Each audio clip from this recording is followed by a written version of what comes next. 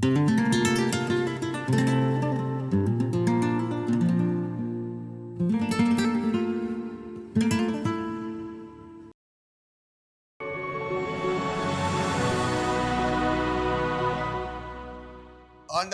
இயேசு கிறிஸ்துவினுடைய நாமத்தினாலே ஆத்துமாவை ரட்சிக்க வந்த ராஜாதிராஜா ஊழியத்தினுடைய சார்பில் உங்கள் அனைவருக்கும் எங்களுடைய அன்பின் வாழ்த்துக்கள். இந்த காலையில் பிரசங்கி 11வது அதிகாரம் 4-5 வாசிக்கலாமா? காற்றை கவனிக்கிறவன் விதைக்க மாட்டான்.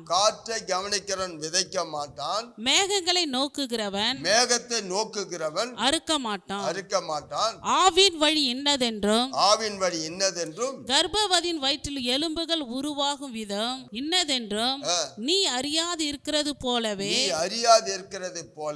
எல்லாவற்றையும் செய்கிற தேவனுடைய செயல்களை நீ அறியாய். தேவனுடைய பிள்ளை, இன்னைக்கு காலையில கர்த்தர் செயலை நாம் அறியவே முடியல. அவர் என்ன செய்கிறான்னு தெரியல. ஏன்னு கேட்டானா, இன்னைக்கு ஆண்டவர் காலையில பேசுகிற காற்றை கவனிக்கிறவன் விதைக்க மாட்டான், மேகத்தை நோக்கிறவன் அறுக்க மாட்டான். அதாவது சூழ்நிலையை பார்க்குறோம்.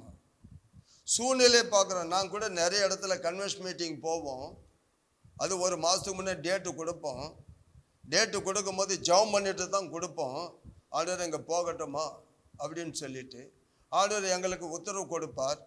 தாவீது எப்படி பர்மிஷன் கேட்குறோம் அப்படி கேட்போம். ஆண்டவர் அந்த இடத்துல எந்த தடையும் இருக்கக்கூடாது, இயற்கை கரண்ட் எல்லாம் அனுகூலமாக இருக்கணும் அப்படின்ட்டு. அப்போ எங்களுடைய ஆட்கள் முன்னால் போயிட்டு அந்த பகுதியில் அந்த எந்த இடத்துல எந்த ஸ்பாட்டில் வந்து மீட்டிங் அந்த இடத்துல போவாங்க. முன்கூட்டியே போவாங்க. அங்கே முன்கூட்டியே போய் ஆயத்தப்படுத்துவாங்க. ஆனால் அந்த இடத்துல பார்த்தீங்கன்னா அந்த பகுதியில் பயங்கரமாக இருள் அப்படியே மூடிக்கும், மேகம் மூடிக்கும், மழை வர மாதிரி ஒரு சூழ்நிலை வந்துடும். உடனே அவங்களுக்குள்ள ஒரு பயம் வரும். என்ன பயம்? ஐயோ மழை வரப்போகுது, இவ்வளோ கஷ்டப்பட்டு இவ்வளோ செலவு பண்ணி இவ்வளோ கூட்டத்திற்கு. அப்போ அவங்க எங்களுக்கு ஃபோன் பண்ணுவாங்க. நான் சொல்லுவேன், பயப்படாதீங்க, ஆண்டவர் கண்டிப்பாக நமக்கு இயற்கை அனுகூலமாய் மாற்றுவார். ஏன்னு கேட்டேன்னா அந்த மேகத்தை பார்த்துட்டு அவங்க கலங்குவாங்க. அதுக்கு தான் காற்றை பார்க்குறவன் விதைக்க மாட்டான், மேகத்தை நோக்கிறவன் அறுக்க மாட்டான். சூழ்நிலை அப்படி தான் இருக்கும். ஐயோ இந்த மழை வந்துடுமோ, இது தடையாயிடுமோ? கிடையாது. கர்த்தருடைய செயலை நீ அறியாயே. இன்னைக்கு மெடிக்கலில் பார்த்தீங்கன்னா எல்லாமே கண்டுபிடிச்சாச்சு. ஆனால் தாயின் வயிற்றில் உருவாகிற அந்த குழந்தைனுடைய எலும்பு எப்படி உருவாகுன்னு கண்டுபிடிக்கவே முடியல. அப்போ தேவனுடைய செயல் உன்னுடைய வாழ்க்கையில் ஆச்சரியமாக இருக்கும்.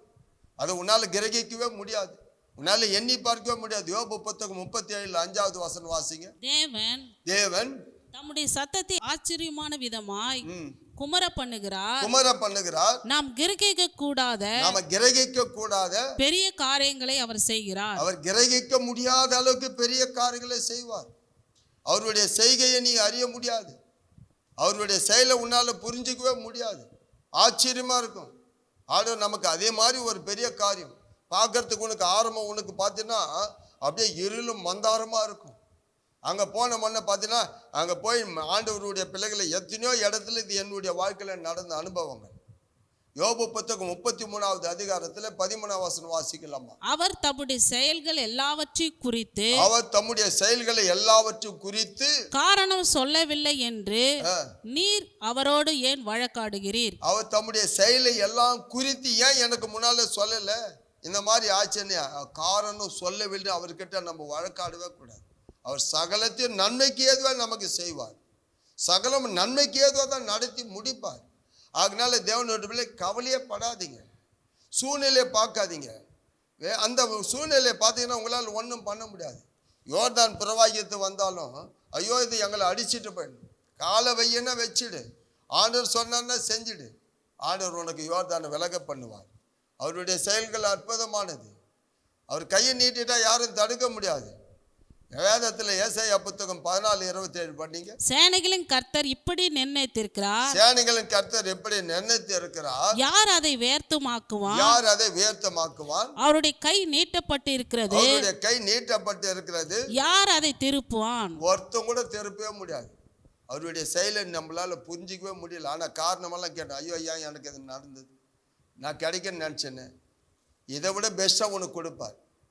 ஒருவேளை நீ சின்னது எதிர்பார்த்து இருப்ப, சின்ன காரியத்திற்காக நீ ஆண்டவர் சமூகத்தில் கேட்டு இருப்ப. ஆனால் கண்டிப்பாக அது கிடைக்கின்ற 100% நம்பி இருப்பேன். ஆனால் வேற ஒருத்தருக்கு கிடைச்சிட்டு இருக்காது, வேற ஒருத்தருக்கு போயிட்டு இருக்கும் நீ எதிர்பார்த்தது. ஆனால் நீ வேதனைப்பட்டு இருப்ப. என்ன இப்படி பண்ணிட்டாரு ஆண்டவர், இப்படி செஞ்சிட்டாரு, இப்படி செய்வார் நான் நினைக்கவே இல்லையே, நான் நம்பினேன். ஆண்டவர் உனக்கு இதை விட பெஸ்ட்டாக செய்வார். ரோமர் 8:28 வாசிக்கலாம். அன்றியும் அவருடைய தீர்மானத்தின்படி அழைக்கப்பட்டவர்களாய் தேவனிடத்தில் அன்பு கூறுகிறவர்களுக்கு சகலமும் நன்மைக்கு ஏதுவாக நடக்கிறது என்று அறிந்திருக்கிறோம்.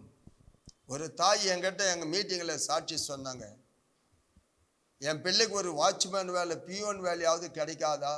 அவங்க வீட்டுக்காரர் மறிச்சிட்டார் அரசாங்கத்தில்.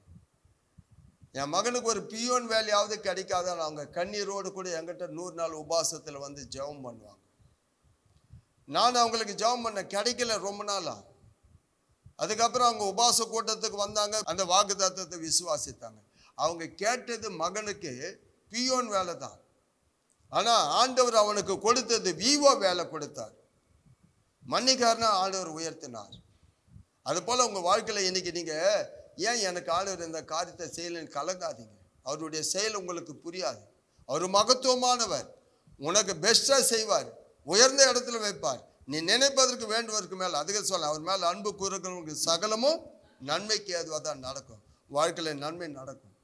அவருடைய செயல்களை உன்னால் விவரிக்க முடியாது. அவருடைய கையை யாராலும் தடுக்க முடியாது.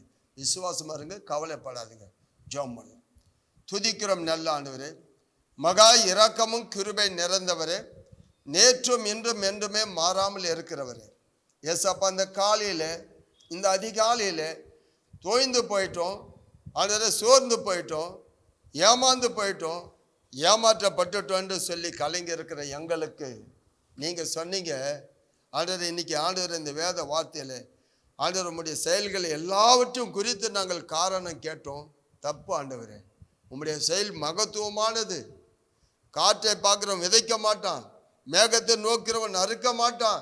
சூழ்நிலையை பார்த்துட்டு நாங்கள் ஏமாந்துட்டோன்னு சொல்கிறேன். இல்லை, உனக்கு சகலமும் நன்மைக்கு ஏதுவாய் மாறும். உனக்கு சகலமும் நன்மையாய் செய்து முடிப்பார். விசுவாசமாக இருங்க, கலங்காதீங்க. கண்டிப்பாக கர்த்தர் உங்களுக்கு சொன்ன வார்த்தையை நிறைவேற்றுவார். இயேசு கிறிஸ்து நாமத்தினால ஜெபிக்கிறோம் நல்ல தகப்பனே, ஆமென்.